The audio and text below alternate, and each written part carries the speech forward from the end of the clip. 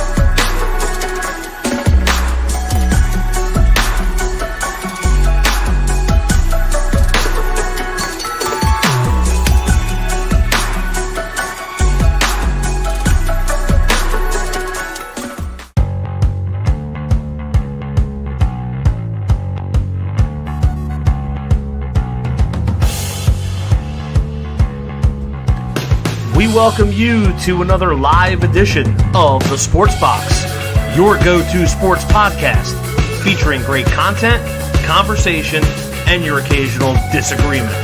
Stick around to interact and ask questions.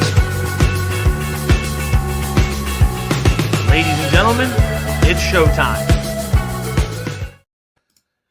Sunday morning, week 4 NFL pregame on the Sports Box. Brian Attar, Drew Trammell, Tony Quigley, Anthony Medio, the four horsemen that will bring you wall to wall. Everything going on in professional football today, tomorrow, and even right now. There's a game going on across the pond, which we'll touch on. For the first time, and she like, follow, and share. We appreciate that. Bring your questions, bring your comments. We want to answer them all. But we will start this morning, gentlemen, with the game that's going on right now. That is at halftime in Dublin, Ireland. The Steelers are up 14-6 on the Vikings, who were a 2.5-point favorite in this game and have never lost across the pond. Pittsburgh is 1 when scoring 20 or more points. That's the best in the NFL since 2023. They're about, touchdown away from that, 2 field goals. You know what kind of thought entered my mind today? Because you know how I think, right? At points in this game, not the whole time. Carson Wentz has been looking good throwing the ball to Justin Jefferson. I wonder if that could have happened in Philadelphia. Maybe things might have been different. I don't think Justin Jefferson ever played for Philly, but okay. No, he didn't, but that's because they took Jalen Reagor over Justin Jefferson in the same draft that they took Jalen Hurts. Cheers. I mean, it would look good. I mean, listen, Wentz is an interesting topic. I hold near and far away from my heart, but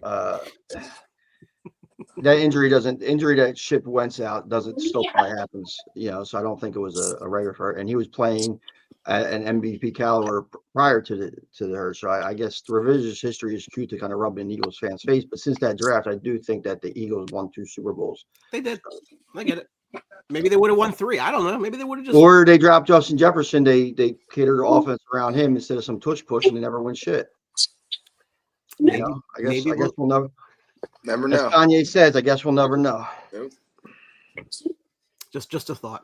Have you guys been watching any of this game so far this morning? I actually need this to keep me awake because the game's not really been that great. Been very good defensively. I'm not sure about offensively. I mean, I don't know. Jay Jetta has almost a buck at halftime.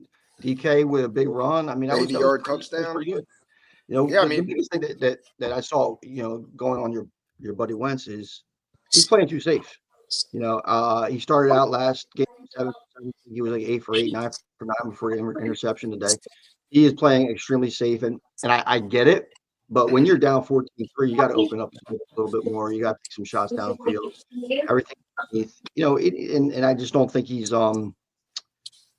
he's actually going to go out there and play winning football like normal. He had a couple of interceptions and stuff like that. So Jordan Mason, another thing, everybody's darling. They thought that he was going to get the job, and all of a sudden it's going to be the Jordan Mason show. Jordan Mason, the last 2 weeks, he's what he is. So but give Aaron Rodgers a little credit for staying upright and hitting DJ. I think that's where we're at. Morning, Drew. Morning. What's up, Drew? What up? Drew, I didn't know better. I think it's like 8 a.m. where you are. I've been up earlier than that, but yeah, it's 8 a.m. Have you caught any of this game this morning? Yeah. Any thoughts? Carson Wentz is still trash. The Steelers is a way better defense, obviously, than one he had last week. He's just missing. He's just being a game manager to the exact definition of the word. That pick he threw was absolutely horrific.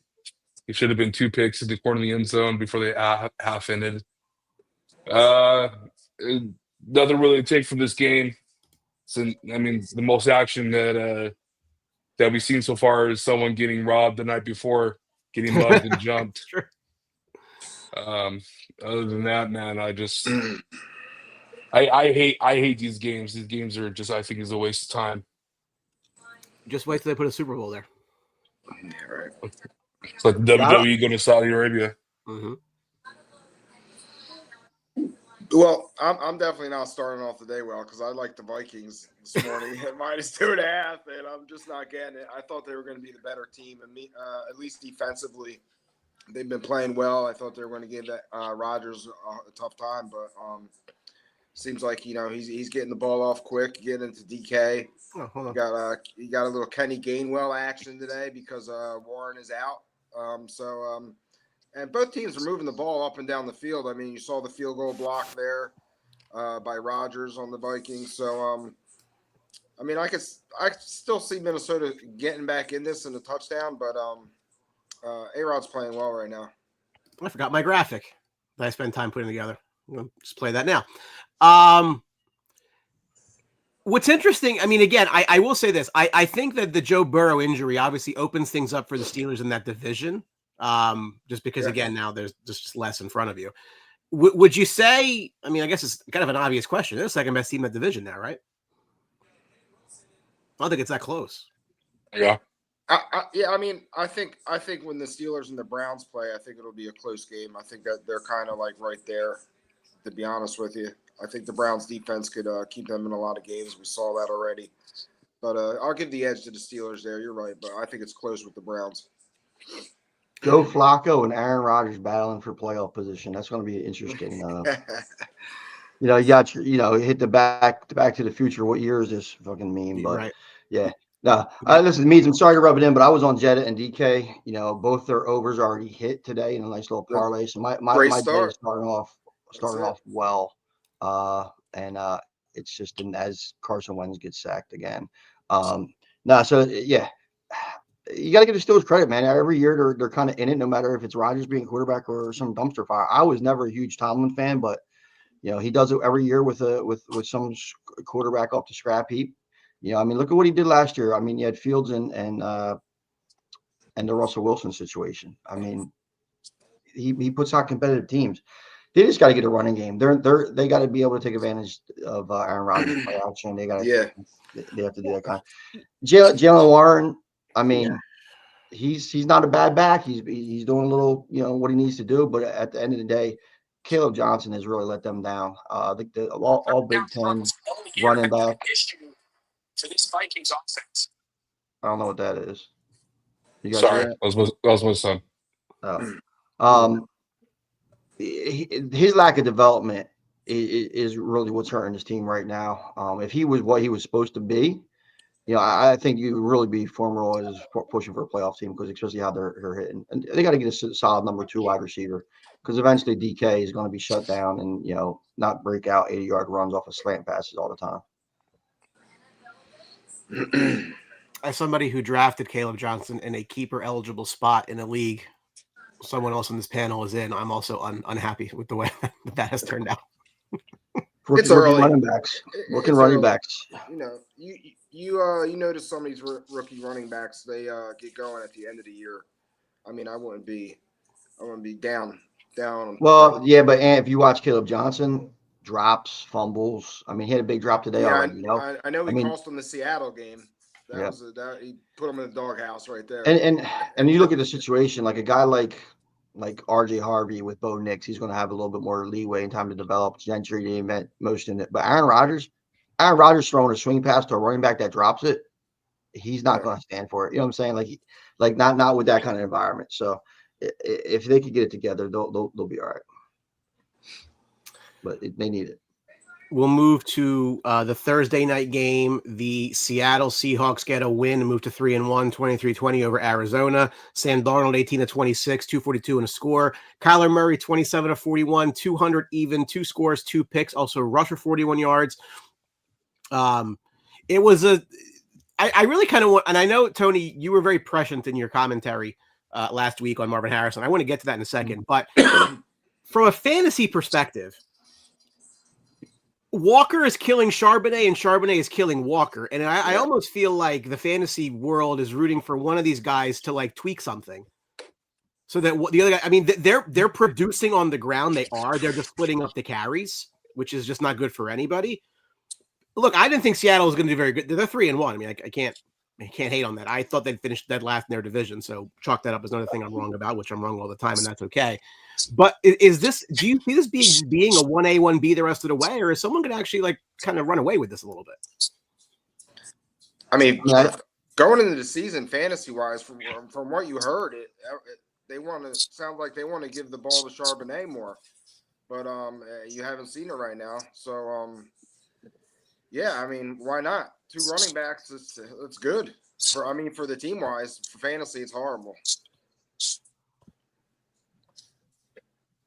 Drew out in West Coast, you got a vibe on this or what?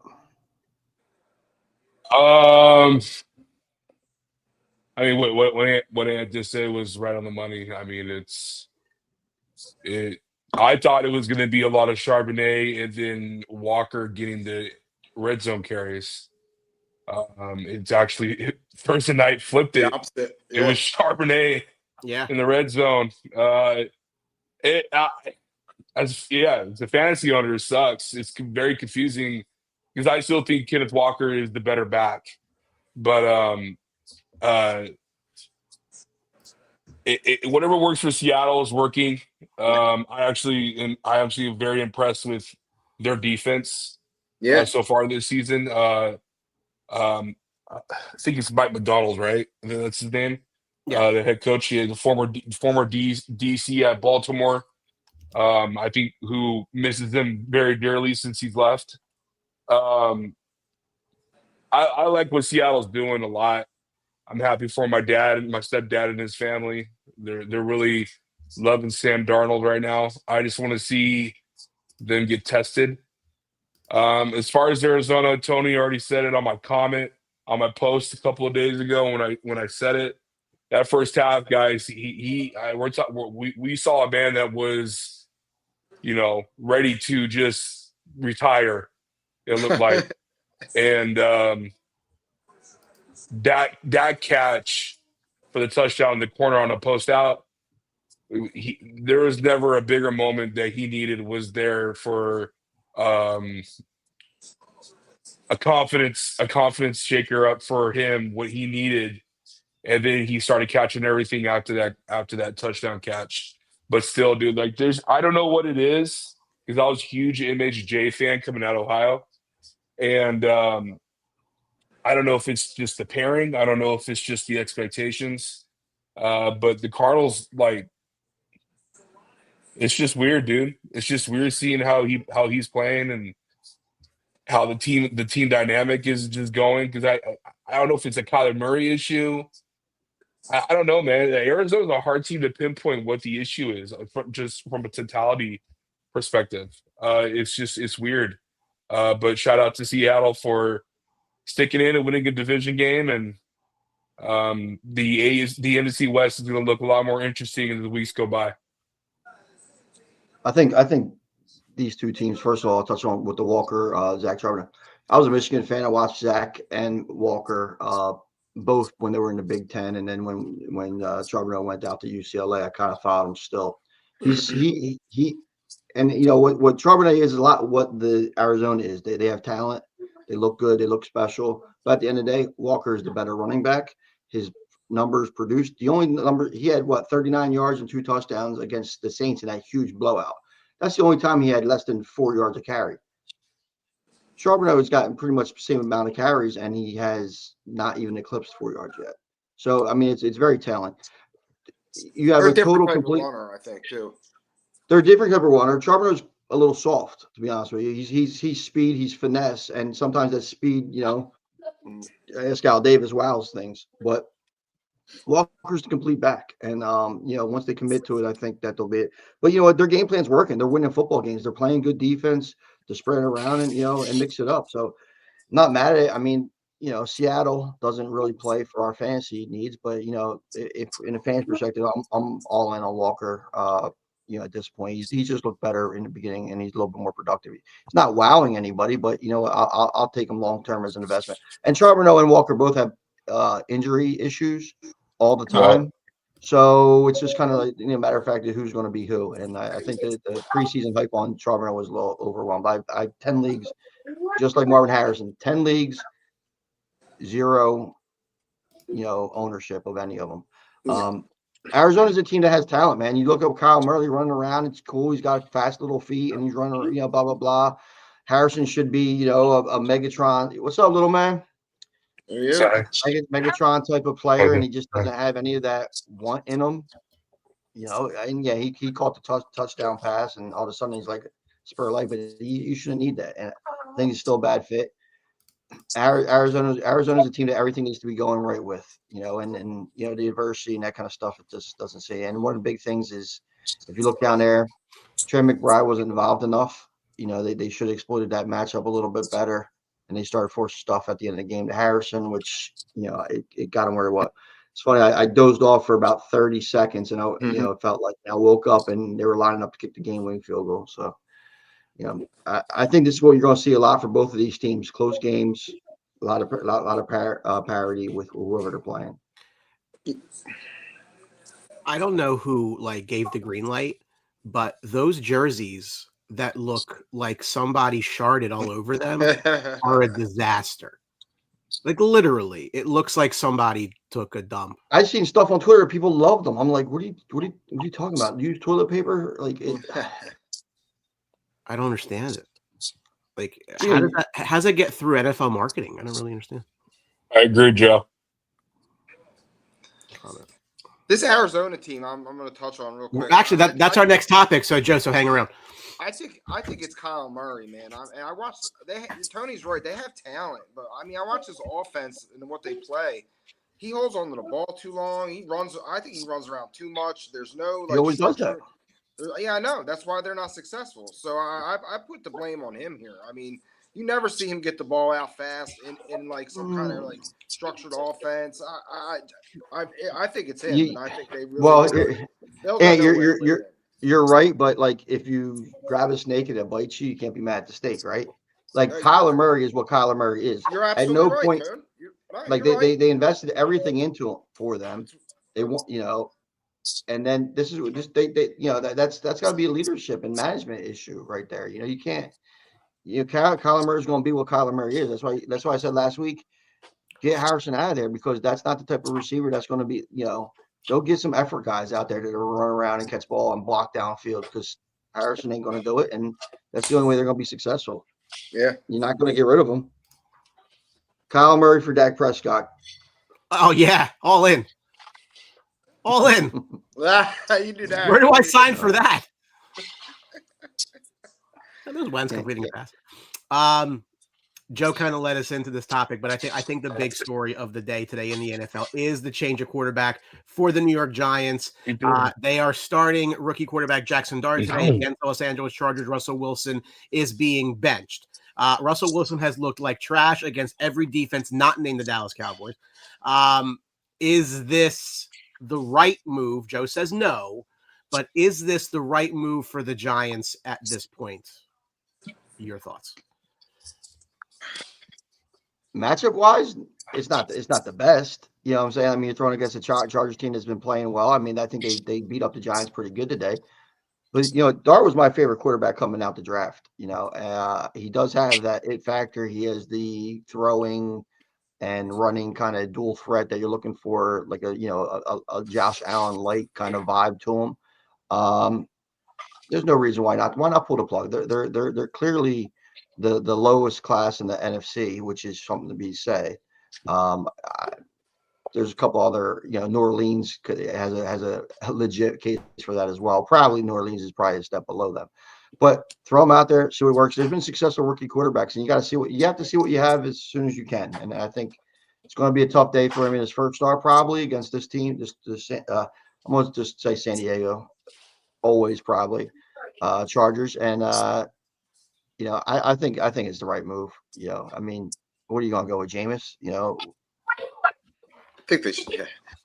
Yeah. I mean, they got to throw him in. I mean, it's amongst public pressure, and I think both the GM and the coach are kind of have to pull the trigger here and to see what they got. I mean, Russell Wilson's really giving them no choice. I mean, he's playing so bad.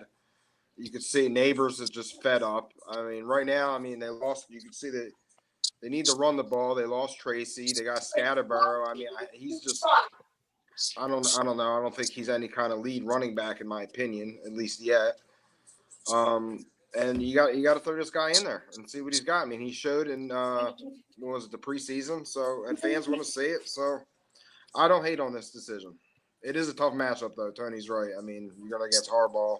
Yeah, they're unleashing the creatine Caucasians today with Scatterbo and Dart. So, it's. You're going to see what the kid's made of. I think they should. I think they should trade Jameis. Jameis actually has value right now. Someone could scoop him up. You put Jameis on the Bengals. I mean, he's slinging the rock all over the place. I'd rather have that than what they have. Listen, he could quickly go there and put up a 30-30 season. I think there's time left for him to throw 30 interceptions in a year. Yeah, just go out slinging. If you're the Bengals. This is why the New York Giants ownership and base and coaching staff is one of the most idiotic organizations to this day in the NFL. To start this rookie against a top 5 defense is dumb when next week you play the Saints. You could easily give him the confidence he needs next week to play. If you're fed up and pissed off at Russell Wilson, which they should be, give it to Jameis. Let Jameis have the rock against a really tough defense. We talk all the time about rookies being thrusted into the fire, and then we see these rookies go into the fire, and then they stay in the fire when there is no more fire. And their projection, their development, everything goes to shit. Because especially in a network that New York is, in the media, it's not a good recipe to have for a rookie in that market space. So I think it's a dumb decision. I think it's an idiotic decision. And as far as Scatterbo goes, he looked great last week for the limited offensive line that they have to open holes and lanes for him. He has one of the biggest things coming out of college from Arizona was he has great hands, and he does. He reminds you a lot of Mike Allstott to a degree. But overall, New York is a shitty ass organization that is cursed because they fired Coach Tom Coughlin after he won 2 Super Bowls for them. And we got guys like Mike Tomlin, who's been with the Steelers for years. And I hope New York. I always say this. I hope New York keeps on failing because it made no sense why they fired him back then in 2012. And I just think it's a terrible decision.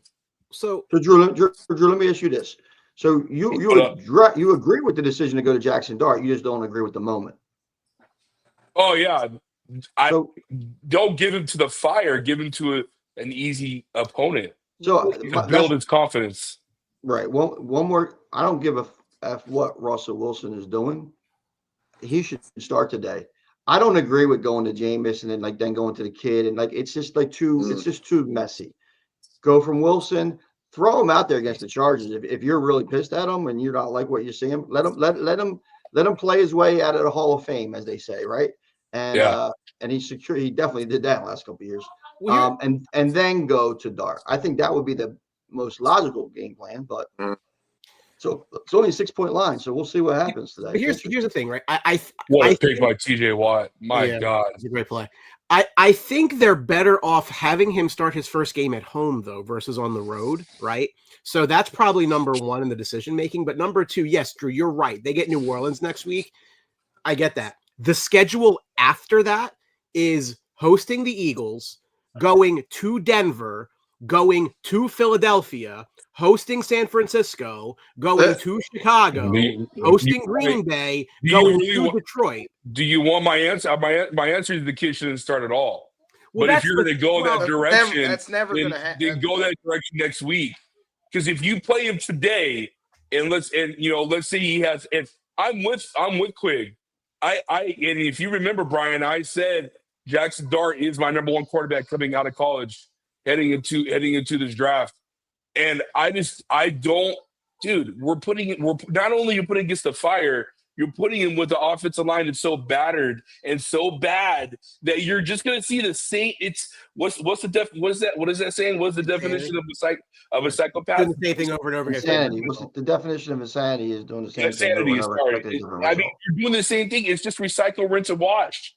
You're doing the same thing with this quarterback, with this kid, because you don't build a offensive line around him to make him stand upright and to make him feel at least a little bit safe in the pocket. You don't have that. Why do you think Russell Wilson sucks? It's because he doesn't have that. Yeah, he sucks. He sucks totality as a quarterback now because he made stupid ass decisions. But you're still, it doesn't matter. It's like with Barkley. Barkley went over 2,000 yards with Philly last year. Why do you think that is? He would never have done that in New York. That's why I laugh when people say, "Oh, New York messed up because they didn't." Bro, he would have never done what he was able to do last year if he was with New York. It's the most illogical thing I ever heard in my life. That's what people don't know anything about football. This shit's so annoying. Well, I mean, look, they've put 6 picks in the last 6 drafts into their offensive line, including 4th overall and 7th. And they don't know how to evaluate talent. They don't know that that's not trying.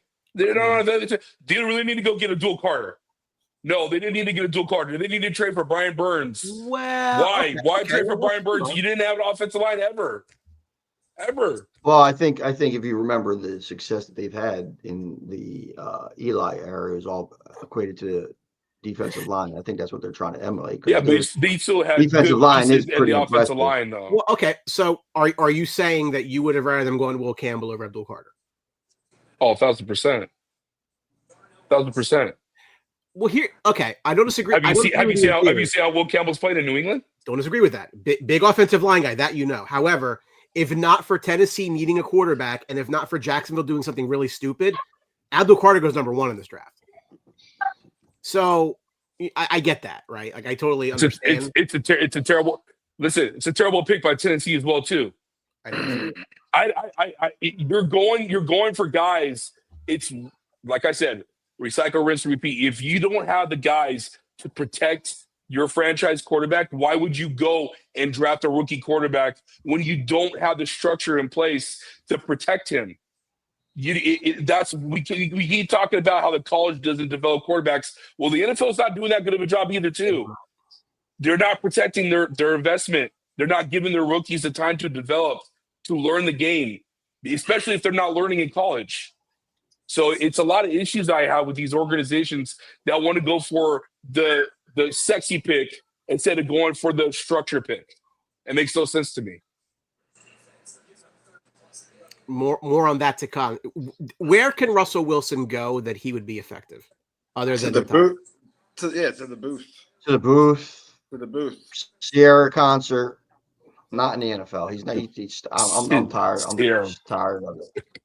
Tired of Russell Wilson, his act. He hasn't done anything since that Seattle Legion of Boom offense. Oh, listen, Richard Sherman pretty much lit him up the other night. I mean, there is a lot of anger there. I think. I mean, how that all went down. In New York, of course, there's anger there. In New York, but in New York too. I mean, you could be bringing in Dart because the whole team is probably fed up of looking at Russell Wilson. The team, the actual team, the guys on the team, like Russell Wilson. That's real. They would rally That's around. real. They would rally behind Jameis. But this feels to me like Dable's just trying to keep his job. That too, and the GM. Yeah, they I all think are. that's where it's coming from. Sure. But here's the thing, guys. Too, like, isn't the Jackson Dart draft pick? I agree with 100%. But bringing in Wilson and Jameis, that was a weird vibe too. Because as Drew just said, yes, Jameis is more the leader of that team than Wilson. Mhm. So here you got, like, Oh. I mean, just I don't know. I'm kind of tired of trying to explain what the Giants do because it's just an idiotic situation. I do want to say this, and I know from watching them Thursday night, Richard Sherman and Marshawn Lynch, more Sherman though. That friendship, that camaraderie is obviously gone ever since Rush threw that pick in the Super Bowl. It's just gone to shit. But I will say in Russell Wilson's defense, it's complete bullshit that they're saying that he's playing himself out of the Hall of Fame. I mean, dude, like listen, his I never decisions think that he played himself in the Hall of Fame, to be honest with you. well, I mean, if you want to say he's borderline, sure, but I mean, if we're gonna go numbers wise, boys, his numbers are way better than Eli, and if we're comparing him to Eli, but Eli is a 2 Super Bowl time champ that didn't even make it to the Hall of Fame in his first ballot. If we're gonna get into that discussion, I think it was not warranted for them for Sherman and Gonzalez to say that, because there's a lot of quarterbacks you could say that had played themselves out of the Hall of Fame that still made it. So I think it's a little bullshit that they said that on national TV against him, but you already know why, because of the animosity towards him. So he's unlikable. He's just an unlikable guy. I don't. I think that they were his guy because they were winning in Seattle. But the truth comes out. Like, no one liked him. Like, he's corny. He's a cornball. Like, that's like that. You don't vibe with him. Like, but it feels like he got so much of the credit for what the defense did. Quarterback. He's a quarterback. Quarterback gets the credit. Quarterback gets the blame. But maybe that was in his head too. Sure, of course. Of course it was. But that's what I'm saying. Like, I think that he just positioned himself as I'm the reason we're doing this. Yeah. And if he thinks that, he's an idiot. But he I does. will give him credit because the dude was a baller. I mean, he made plays that were unbelievable at that time when he was in that era. So you got to give him credit to do. Like, he extended plays with his legs, with his feet. He manipulated the pocket very well. He was a good dual threat. Was he like a second round pick, Tony? No, he's like Ross? third or fourth. Was he third or fourth? Yeah, he was like 25 coming into the draft after stints in NC State. Oh, that's right. Wilson was taken third round, 75th overall. Right. So there's a great value. They got a mature quarterback, fit perfectly with that defense. I mean, it worked. But once you removed himself out of that environment, you can see that the overall aspect of Russell Wilson wasn't going places and being the reason that people won. And it was pretty clear that he wasn't the reason why they won in Seattle either. Well, we'll move around the country. The Houston, we have a problem in that the Texans are 0-3. They have scored 38 points over their first 3 games. And they're in a dogfight today to avoid going 0-4. Look, whether you thought Houston was going to win the division, everybody kind of thought they were in the discussion, obviously. Probably the lead team everybody thought would win that division, based probably on the quarterback's play. You lose to the Rams in LA. Okay, I'm not really worried about that. You lose to Tampa the way Tampa's a good team. You lose to Jacksonville last week in a team that you normally beat. Like, that's probably where the problems start, and a game that kind of was a comedy of errors on both directions. What is going on in Houston, right? Is the shine off of CJ Stroud? It's easy, bro. It's easy. Yeah. CJ Stroud is not what he was his rookie year. He is what he was last year. If anybody watched him last year, he wasn't that guy, and he's not putting up numbers. I don't think he's averaging 200 yards a game passing. This Houston team was predicated on a decent running game, which they had no plan B for when Mixon was hurt. Nick Chubb isn't the answer. And the defense isn't getting it done to carry the love that the offense is. So it's going to be tough for them to turn it around. I mean, they're at Tennessee today, right? Or Tennessee is in Houston, I believe. Yeah, they're home today. I mean, if they can't get a win in the 2 weeks against the Jaguars and Tennessee, I don't know who else they're going to beat. I mean, maybe you could play I don't know. The Volunteers might give them a run. So Vanderbilt's probably, I don't know. You know why they need a win today, which we're going to get to this game. Next week, they're at Baltimore. Loss. The week after, they're at Seattle. Looking like a loss. The week after that, they host San Francisco. The week after that, they host Denver. Brian, to be honest with you, I think there's only how they've been playing. I don't know how the rest of you guys feel, but there's like maybe two teams that I would think that they are expected to beat: Tennessee and Saints. That's pretty much it. And the list. Their offense is absolute ass. To be honest with you, they have no offensive line. The guy, I mean, he gets hit pressure and hit all the time. They have an aging old running back. All they have is Nico Collins. They have no second or third wide receiver. Their tight end is Schultz. Yeah. I mean, he's below average tight end. They have nothing around this guy right now. I mean, don't get me wrong. It makes me feel good because ever since he big brothered Caleb Williams at halftime, Caleb Williams has totally outplayed him. I mean, I think he's playing way better than him right now. So, yeah, I mean, this team really has nothing going on. I mean, their defense was supposed to be the highlight of their team this year. Two great pass rushers, a great backfield, but they can't hold up if your offense is scoring what? What do you have here? 38 points? 38 points. They've lost. So, but that's the defense has not been bad. They've lost 14 to 9, they can't 20 to 19, and 17-10. Like that, those are the three scores. That's what I'm saying. They're just not. Their defense is good. They're just not good enough to carry that team. Yeah. But, I mean, you got All right. Yeah. There's nothing really you could do offensively. I mean, you got Nico Collins, and that's it, pretty much. Ramsey just got hurt.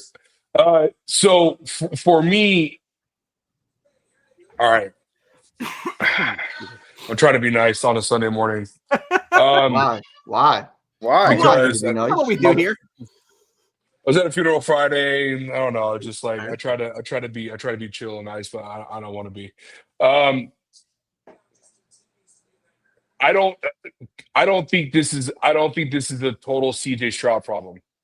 This is a team that traded their best offensive line player for peanuts to the Commanders. And by the way, he's not playing good either. Just a heads up. Larry Tunsil's been absolutely dog shit in Commanders. But that's another talk for another day. No running game whatsoever. Obviously, it's already been talked about. No skill players besides Nico Collins, and I'm starting to question Nico Collins as a one because his lack of separation and lack of route running is absolutely pissing me off. Thirdly, you're expecting this dude to carry the load in CJ Stroud with the offense being putrid as it is. The O-line is top 5 in pressures already through 3 weeks, allowing pressures, and they are top 10 in quarterback hits. This is just a repeat rinse and recycle once again from last year to this year. They did not improve anything anywhere to help CJ whatsoever. You look at his rookie year to now, everything has been dissipated or gone. No Tank Dell. You lost Stephon Diggs. You don't have any presence. So as a defense going against the Texans, you don't have a running game. I don't need to stack the box. And you could go and you could double cover Nico if you want because they really have nothing else besides an injured old veteran in Christian Kirk. Dalton Schultz is an aging tight end, like we already said. So to blame this all on CJ is absolutely crazy because most quarterbacks in his position right now would not be succeeding. And so we have to take all that into context. The defense has been okay. I thought it'd be a lot better than what it is, but obviously that offense is really destroying them from a time of possession standpoint, from field position standpoint. It's just not good. I got issues with D'Amico Ryans. I got issues with the GM that I was Nick Cesario, who I thought was going to be the next up-and-coming Howie, and he hasn't done shit. They blame Bobby Sloak, the OC from last year, because he wasn't teaching CJ how to pick up blitz and move the line protection. Well, the OC this year hasn't done it either. So either it's a CJ issue or it's a coaching culture issue. So it's a bunch of issues I have with the Texans. But as of right now, looking at that schedule, looking forward, it looks like that they're not going to make the playoffs at all. It looks like they're not going to win the division at all. This looks like it's going to be either the Jags or the Colts. So I got to give Brian credit for saying Jags. But I mean, the Colts, man, they look probably, Shane Steichen might win Coach of the Year if we had to make that decision today. But Houston, we have a problem. Big problems in Houston.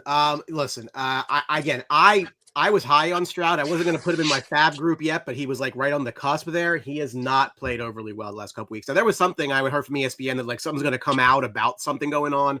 We'll see where that goes. I don't know what that was even. I think it was. Hold on, he was going to be in your fab group. He was on the outside.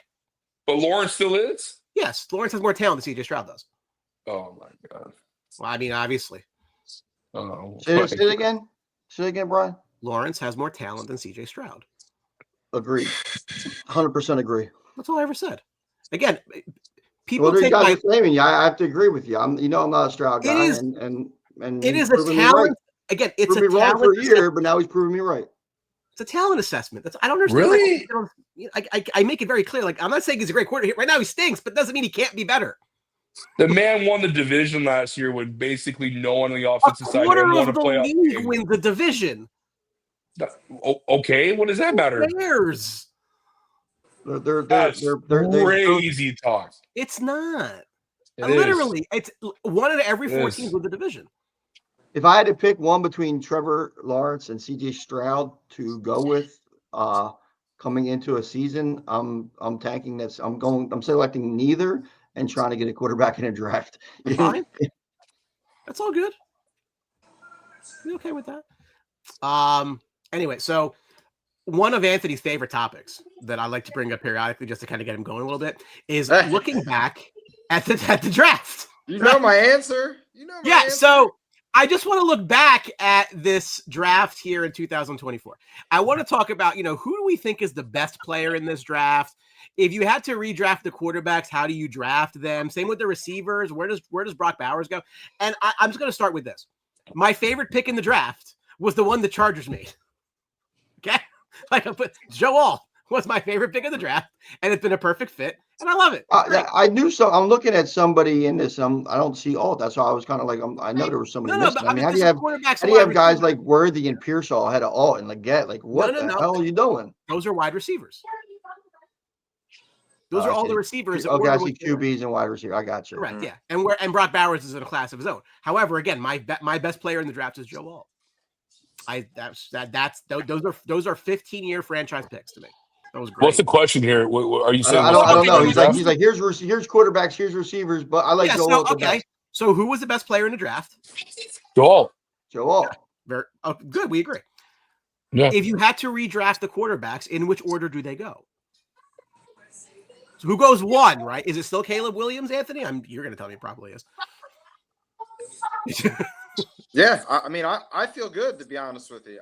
I think my quarterback's ascending while these quarterbacks are maybe dropping or even plateauing. I feel okay. You know my answer. I'm okay with Caleb Williams being the first pick. Yeah, Joel's the best. Joel or Brock Bowers, if you want to go one or two. I think left tackle has a little bit more value. So, not trying to be biased or anything, but I think Joel's the best player in the draft for 2024. Quarterbacks wise, Brian, I went at. I think we're seeing a resurgence in Caleb this year. He's doing great so far. Shout out to him for CTE League. He's been killing it for me when I drafted him. But I go Williams. I don't know about you guys. I think I know obviously Daniels is hurt, but I think he might get exposed when he comes back. This is a sophomore slump of a year. Mm-hmm. I think we might see with him this year. So we got to caveat this with I don't think it's fair to judge anybody who played the Cowboys yet this year. I listen. I hear you on that. That's a valid argument. That is. I hear you. Tone, do you remember? Quiggs, do you remember when we were told how good the Cowboys' pass defense was? That's why Jalen Hurts threw for 150 yards in week 1. Well, Listen, all I know is I seen Daniel. Deron Bland played. I mean, there's a lot of new. I'm not going to dive into the Cowboys' issues on defense, but right now, but I'm taking May and I'm taking Neighbors out of this list. Yeah. I agree on both of those. I still think Drake May ends up being the best passer of this bunch. I'm not going to agree with you on that one. I think Drake May is the best quarterback of the bunch. Yes. Williams throws a better ball than him. Penix, McCarthy, Nix. Honestly, I don't believe that they should have been drafted as they were for like inserted into the future. I think that's being a little bit cleared up with Nix. But I like Drake May as being the best quarterback that comes out of the bunch. But Williams throws the best ball, I believe. I mean, I'm not going to be mad at Williams at Dunze. I mean, you could tell me they hit. I was gonna say Dunze is he's coming around. He's coming around. Too. I mean, he's their number one receiver. So him and Williams have that rapport. I think it's just going to continue. I feel great about it. I'm gonna throw it. Go ahead. I know what you're going to say. I know you're going to bring up. I know you're going to bring up the lineman. When? So when? For the Dunze. For this last draft? That's what Zach was about to say. Loveland was the worst goddamn pick in last year. The fact that they picked him when you still see Kmet doing his thing, because I love Cole Kmet, it pisses me off because the Bears could have added more depth, or they could have went defense easily, or traded back. The Loveland pick just doesn't make any sense whatsoever at all. We'll see. Time will tell. It's still early. He got hurt. He's going to come back. I think he's going to play a role. We'll see. I just think the Loveland pick was a luxury pick that I don't think they should have been taking any luxuries on. Not at this point. Exactly. Lineman, running back, like that's the something that could have really moved the needle for you guys. 1,000%. I wanted Henderson. I thought I think he went before or just a pick after him. There was Jenkins. Ant was yelling at me and arguing with me about it. I'm like, it's true. It's true, dude. Like I like Colston Loveland. I watched him a lot at Michigan. He's a nice player, but like, what's he like? As you're trying to develop all these young passers, you're trying to throw one more in the mix to develop. Like, what's the matter with having DJ Moore's not going to be there much longer. They're going to end up moving on from DJ Moore. So they got him in this third wide receiver. He could fit in the slot. Dunze, Burden. And that's what I'm saying. Burden, Dunze. They throw Loveland in there. Like, these guys are still trying to figure out the playbook and run routes, and you have Caleb Williams over there too. Like, I mean, it wouldn't have been a bad thing to have it's a lot. Just take a step back from all these young guys too. You know, a little bit. What if the Bears took Bowers instead of a Dunze, and then the next year, because we all do revisionist history, and then the next year, instead of taking a Loveland, they take Egbuka. Now we're cooking with gas. I'm just putting that out there just for fun. Hey, listen, these guys are producing right now, so I'm not going to be. I can't be mad.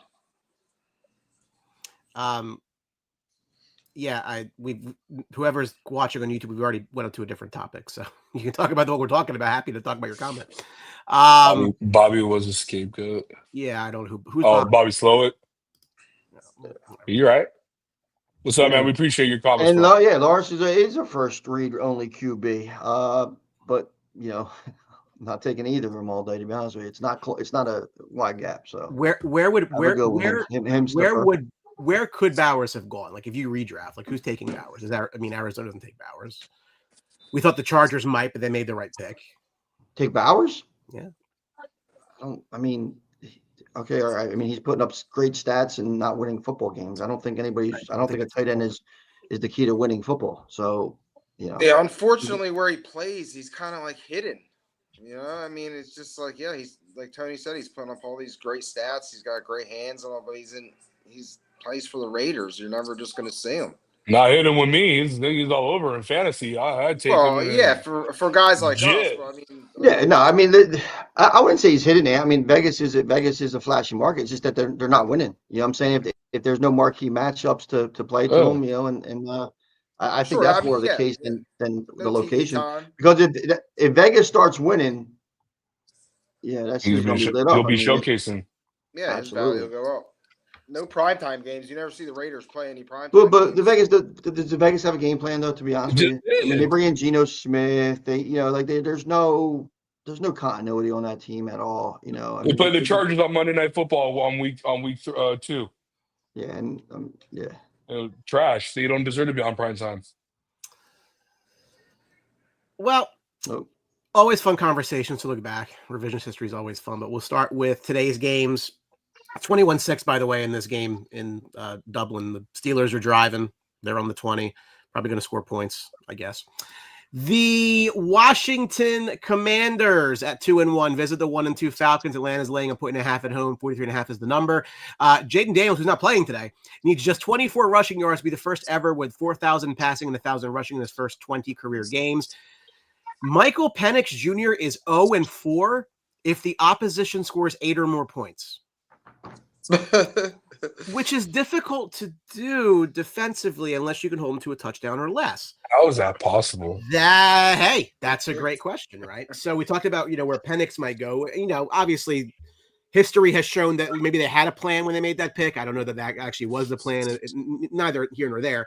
I thought Atlanta would be a playoff team. I have not seen enough to make me think that I'm going to be right about that. The Commanders go with Mariota again today. Daniels is tweaking something with his knee. I will say this. I'm a fan of their cautious approach, which is a complete 180 from what they did with RG3 in a similar situation where he had injuries, right? So I think it's the absolute right thing to do. So I'm not going to, bash them for not starting. So much of their future is completely just tied to him, obviously. So I get that. They might be having a bit of buyer's remorse on Terry McLaurin. Somebody may have said that once, twice, or 100 times. It is what it is. Listen, I mean, we're going into week 4 here, and Penix has not thrown a touchdown pass. Bijan Robinson has not had a touchdown rush or reception. Major issues. No, he did. He did week 1. He did week 1. He had like a 45-yard catch and touchdown for Penix. A catch and run. Yep, you're right. I had to scroll over a little bit. Okay, so That's there it, you though. go. 1 catch in 3 games for a touchdown from your primary running back. And That's it. when the kid gets the ball, he's electric. You see it. He has that extra gear, nice step, or anything like that. If they don't, they have to take command of the game early. Against Washington. Mariota ran the ball a little bit more than what I expected last week, and he looks like the gamer he's in. He's not going in that game to quit. So I don't. This is a tough game. I'm not touching any parts of this at all. Robinson's numbers for rushing receiving are a little bit too high that I'm comfortable with. That's probably the only thing that I would touch is him. I think it's the numbers like 120 now rushing receiving. So that's everything else. Maybe a little Debo action today with McLaren down, and you start getting him involved with no real true running back. And this kid Bill, stop. I don't know where they're trying to make something out of him. He doesn't have that extra gear in him to think that he's going to carry an offense. So Falcons, I'll take the Falcons today. I'll lay the 1.5. Not comfortable with it. If we see Kirk Cousins again to this week, we got problems.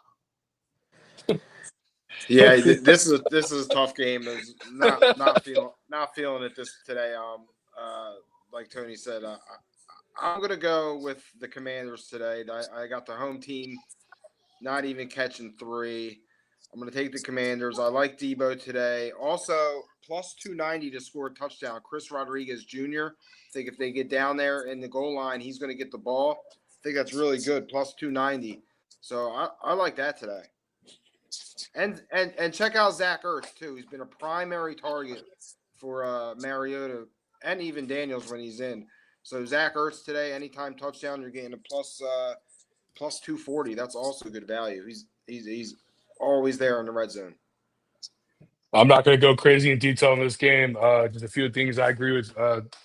And Zach Ertz has been a godsend once again. He's like the ageless wonder. Yeah, man. Tight end. He's just keeps killing it. I think Atlanta needs to win if they're going to be if they're going to hang around in the NFC. They can't go to one. I got Washington win this game. I got Washington win this game. Atlanta's defense was putrid last week, man. Yeah, you watched that game last week. They couldn't strum up any kind of offense against Carolina. It's very, very discouraging. Like, with the talent that you have, you got Drake London, you got Bijan, you got Mooney's back, you got Pitts. I mean, there's no reason. I mean, I didn't watch the game total. I didn't see the decisions this guy was making, but the highlights horrible. Let me tell you real quick. And Brian, you want to do revisionist history? Love it. Where did Atlanta pick Penix? 8th overall. Top 10. Mm-hmm. And now big time reach with the quarterback that had a lot of issues in college, and it's translated to the NFL where he's not an accurate passer of the football. So, just saying, just throwing it out there, dude. Imagine you're the Atlanta Falcons. You're sitting there at 8, and you want to watch Penix's last game against Michigan in the national championship. He was awful, not bad. Awful. Michigan's defense was good. No, you're right. Very good defense, but nothing nothing better than he was going to face in the NFL. He looked bad, not good. I see potential. Bad. Dude couldn't play football at all during that game, and that's the last game you watch. And then you're like, oh, we'll take him overall. And he had weapons. And he had 2 wide receivers. They got drafted. Yes. So Dunze and who? Polk. Yeah, Jalen Polk. I mean, so you're looking at, and then you just invested all this. It was head scratching then, head scratching now. Penix is older. It just very weird. His draft, the Knicks draft. I agree. Very, very weird.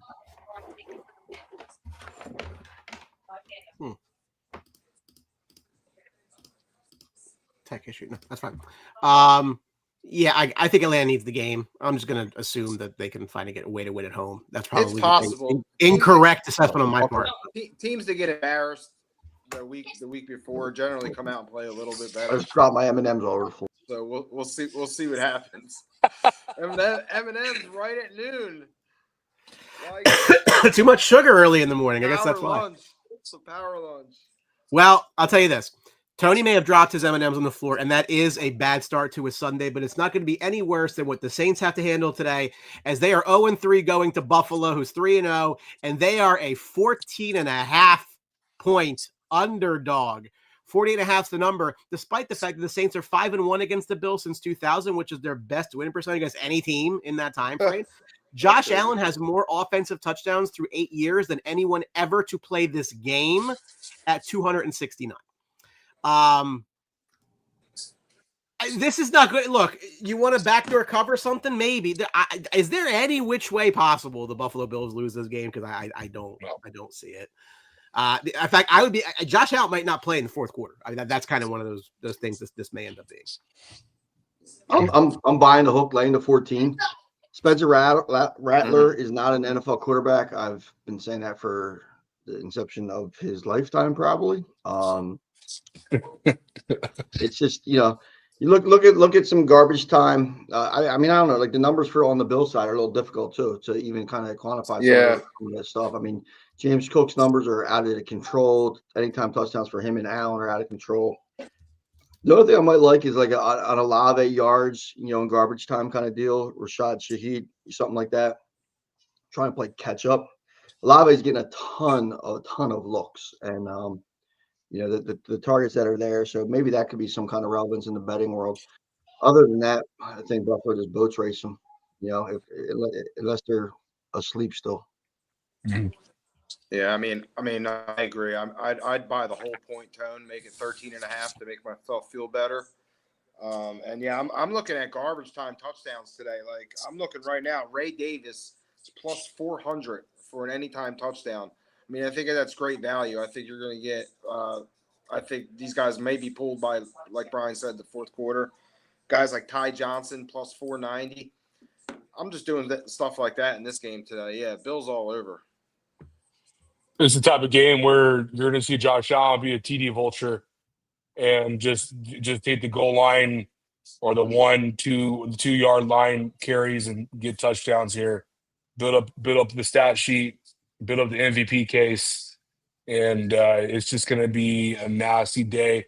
I will give credit where credit is due. Yeah, I agree with you, Quick. I've never been a Rattler guy, especially watching him back on the QB series on Netflix. The guy's a POS, but I will give him some credit. I mean, the dude is going out there and trying.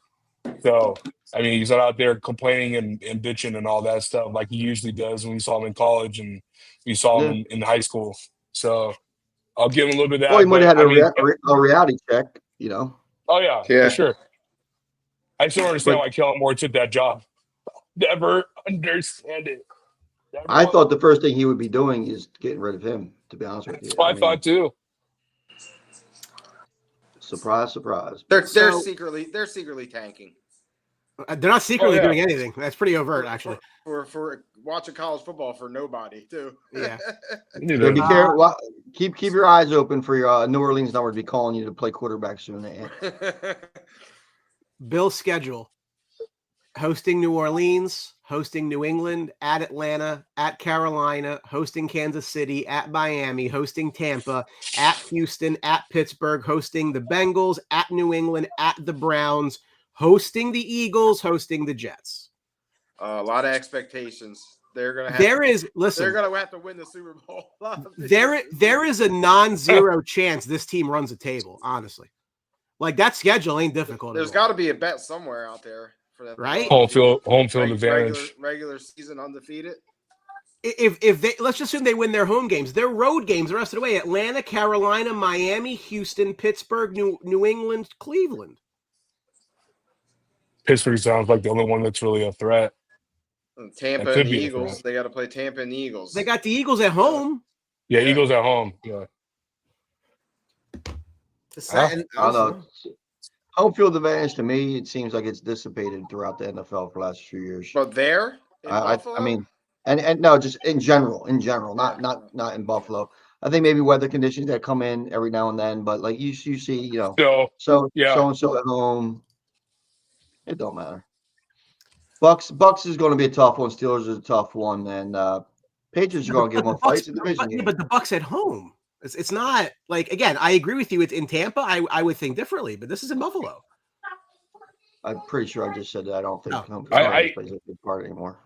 But Patriots and Browns will give them a fight too, just because that's just kind of the makeup of the NFL these days. Well, the second biggest line of the day is the Lions being a double-digit favorite at home against the Cleveland Browns. 10 points is the line, 44.5 the number. Cleveland has allowed under 58 rushing yards a game this year. That's the lowest in the NFL. Jared Goff leads the NFL with a completion percentage just under 78. I thought the Lions really made a statement last week winning in Baltimore. That's not an easy place to play. They went in there and they won. That wasn't a cheap win either. Like they won that game. I thought they'd have a bit of a down period and maybe not be the team that they were last year. That still may be the case, but they're off to a really good start. Cleveland is Cleveland. This is my survivor pick today, and I'll tell you why. Because if I look at the Detroit Lions schedule after this game, there's not a lot of home games I love, right? I like to kick teams at home where I can. Their next home games are the Bucks on October 20th, the Vikings on the 2nd of November. They got the Giants, but that's a ways away. I might be out by then. So for whatever it's worth, they're my survivor pick today, but this shouldn't be a game that Detroit loses. A little bit letdown game, right? Detroit, Browns coming off a big win last week, and you can see a letdown. And I think the golf matchup, quick plays, creative plays, everything like that keeps the defenses off balance, so that mitigate that. I mean, I'm not touching Detroit -10 though. It could be, it should be a decent enough fight. Q Junkins giving the Browns a little life in the running game. Yeah. That's kind of interesting. I do like Detroit today. I think Gibbs in the passing game is probably going to be the X factor here. So Detroit won't touch the 10, but they should pull this out. Nice pass. Yeah, I got Detroit. Shout out to the Browns last week on the probably upset of the season. Other than that, it's Detroit all day today. Yeah, I mean, I see Detroit winning this game. I think the Browns play a little different at home, especially defensively. So I could see Detroit actually hitting this number today. Not going to really touch it though. I could see a David Montgomery touchdown, some hard nosed 1 yard touchdown run against that defense today. So give me David Montgomery touchdown. You see the juice on that though, Ant? I think it's pretty high. Minus Yeah, 180, I think. I just had it on there. He actually has more yards than what is it? 115 minus 115 right now. 115. That's it. Gibbs is minus 190. Okay, maybe that's what I was looking at. Yeah. Does it give you any concern that Cleveland is so good at stopping the run so far this year that that may impact Detroit's running game? No, because I think Detroit. Well, it'll impact Detroit's running game absolutely, but the same thing is that Detroit's going to be using the short passes, creativity, short passes to St. Brown, everything like that. Swinging the Gibbs out of backfield to kind of have that pseudo running game, which it's not a direct handoff, but it's the way to get these guys in the open space. Even a guy, if you're anticipating a game like that, even a guy like Sam Laporta today, I mean he'll get in there. So I mean Sam Laporta today is plus 210 to score a touchdown. So that's quite possible. Yeah, I'm actually already on him. Yeah. In a matchup of Super Bowl 38. The Carolina Panthers visit the New England Patriots, and the Patriots laying 5.5. 42.5 is the number. Ted McMillan leads all rookies with 216 yards receiving. Drake May, second in the league in completion percentage, 5th in yards, 9th in rating. It's a good start for him. It was one of my favorite Super Bowls because it reminds me that the Eagles lost the NFC Championship game prior to. So I always enjoy that. What to make about this? So I had the Pats as a playoff team. I still think that can happen, although they are losing games that are annoying to me that they're losing. Like they were in the games that they lost. They were all winnable games for them. So that's a bit frustrating if you're a supporter of that team. I just think Drake May is very good. Carolina coming off a pretty decisive win a week ago. Again, I think we talked about that before the show. I don't know if that leads to a bit of a letdown on the road here, but I don't know if I think 5.5. I mean, I'd feel comfortable saying Pats by a touchdown. I don't think that's out of the realm. Talking about Survivor, these are my guys today for the Survivor pick. I like the Patriots. I think it's a good spot to use them in. Covering wise, I don't know. They get Christian Gonzalez back today too, which might be the reason why Tet hasn't been feeling good all week. But that's a bad combination. So I think back the defense, and actually, the Panthers defense has been surprisingly, not too bad against the pass. So I'm gonna I still like May. I think they're, and I know you look at some of the props and stuff like that. One thing that really jumped off me, the props. Trayvon Henderson's props are that of a lead back today. Yeah, I noticed that. Which is something that's telling because, the other Stevenson has been just can't hold on to the ball, and Gibson is what it is. So maybe they actually do unleash Trayvon Henderson today. So might be a good time to put him in the lineup. So, I mean, I think his rushing total was like 70 yards, which is high for somebody who has played as sparingly as he has. Actually, it's not. It's only 38.5 today. His rushing yards. Well, I must look at rushing and receiving now. Rushing and receiving, yeah. Yeah. I'm going to take the points today with the Panthers.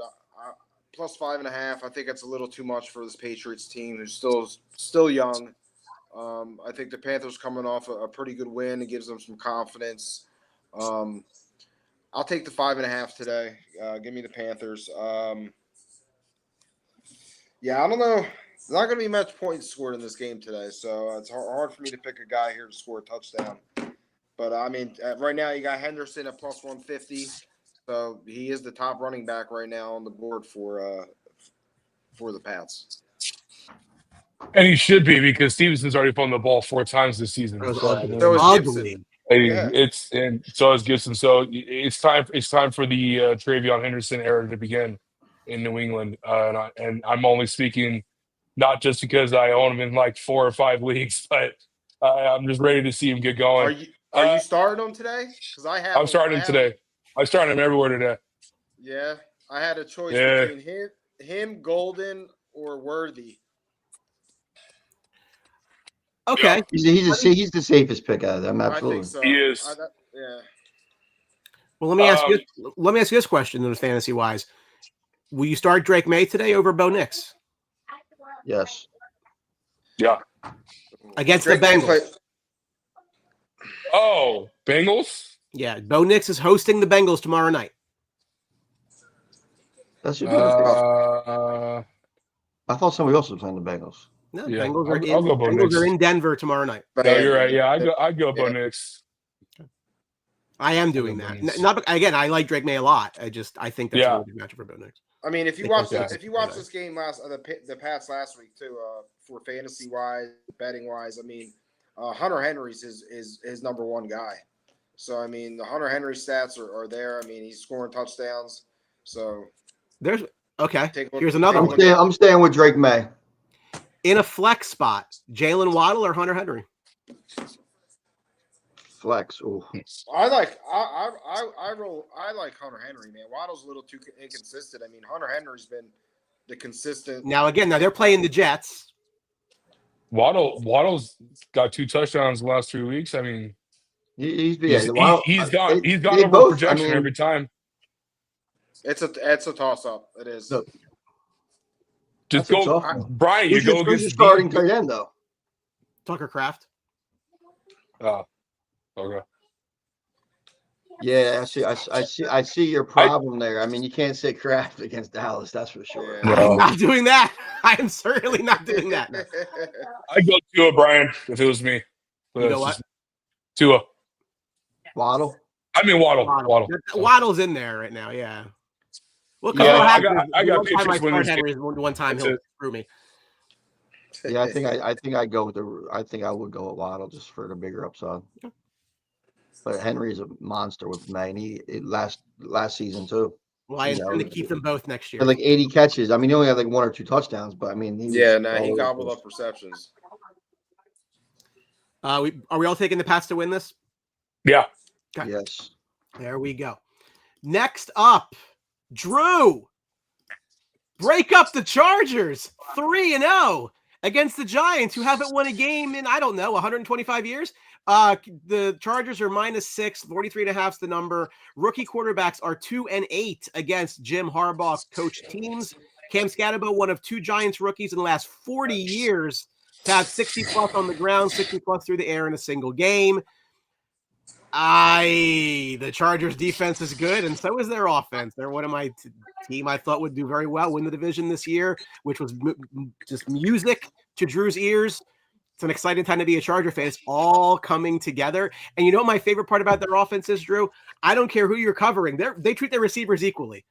Nobody's a one, right? That's yeah. Yeah, they're spreading the ball.